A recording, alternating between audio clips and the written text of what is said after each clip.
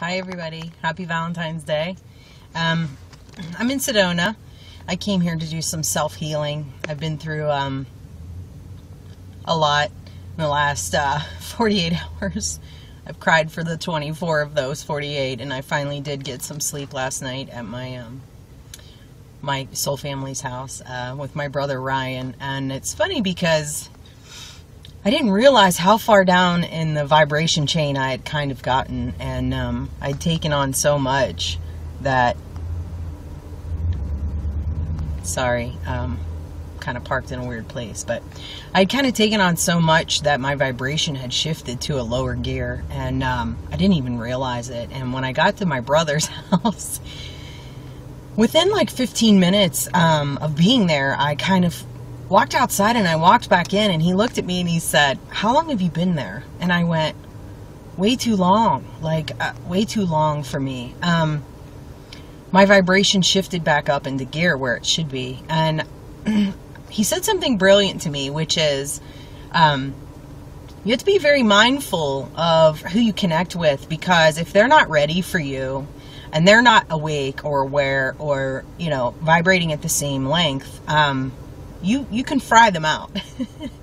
And I thought about that, and it clicked for like 2 seconds. I was like, oh my gosh. So what happened to me was I was trying to connect and vibrate with someone at a lower vibration, and I got kind of stuck in that, and I didn't realize that my energy has an effect on somebody.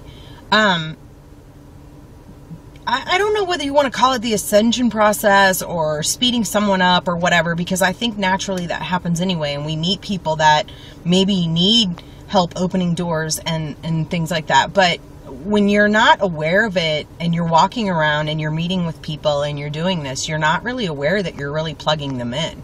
And sometimes you're plugging them in at a way higher rate than they can even function at, and it can cause them a severe imbalance in who they are. And I forgot about that for a minute because I'm so used to being around others that are like minds or vibrating or open to what's going on at a different rate, and meeting other people that are not. I forgot that I needed to be mindful of that. And, you know, it wasn't that I was trying to force anything. I was just naturally being me, but it seemed to, you know, make a little bit of people uncomfortable. And it took me a while to process that I had forgotten that I am different.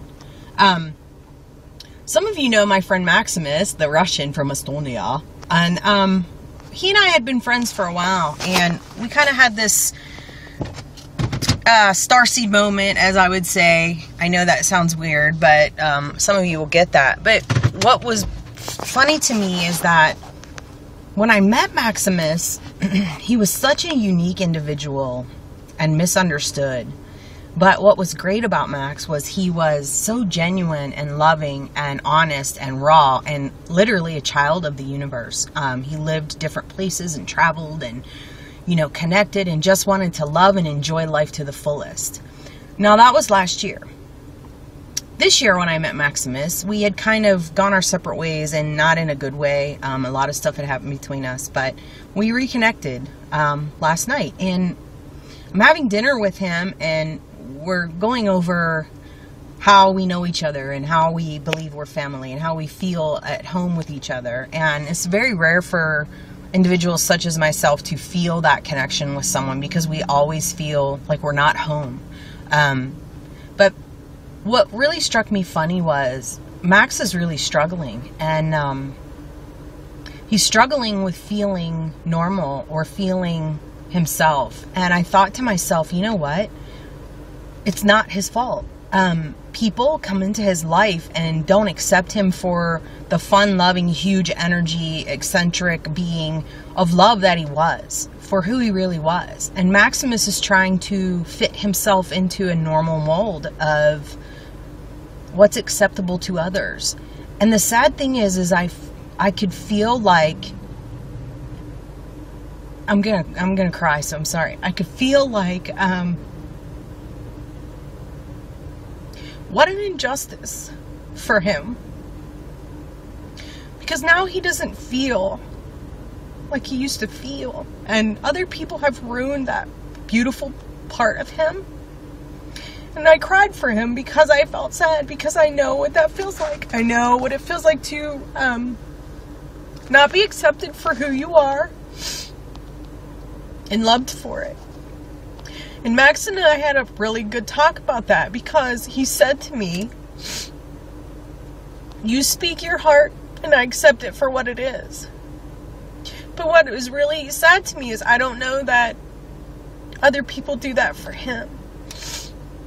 And I could see such a change in him that it made me sad for him. I grieved for him, because he is no longer this beautiful, vibrant energy of just spontaneity and gusto and love of the universe. He is now fitting himself into a 9-to-5 job and miserable and unloved. He feels unloved. And I realized that I could relate to that, and I think that's why we feel at home with each other, because we honor all parts of the soul, and we don't try to fix them or change them. We just love each other for who we are. So I wanted to kind of talk about people that come into this world to change it. We shouldn't try to change who they naturally are.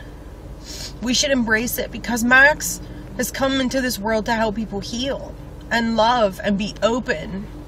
And it's terrible that we try to make him something that he's not, because that's not what he's born to do, and it's sad.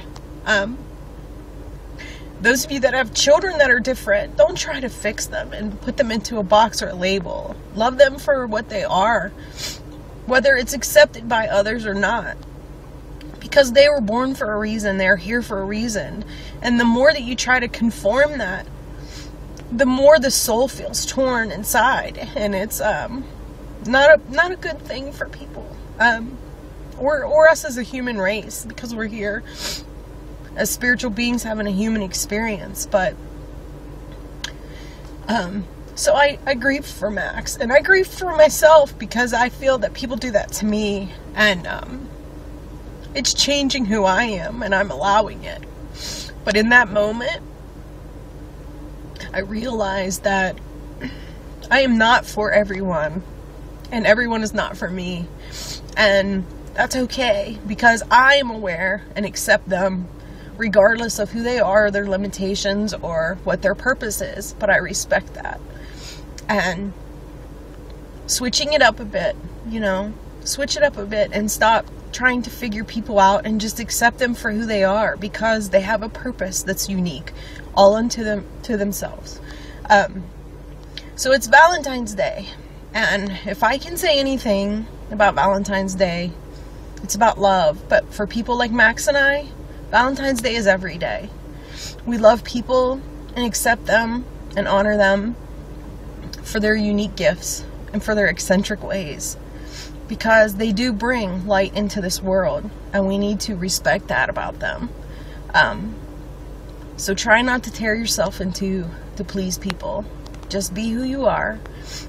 Be okay with it, and know that some people won't accept you for it, and it's okay, because the right people will come into your life and accept you for who you are, and respect you and admire you and love you no matter what. So be mindful of your vibration. Be mindful of who you connect with. That's it. I hope this video helps you heal in some way. And if not, I do love you anyway. Bye-bye.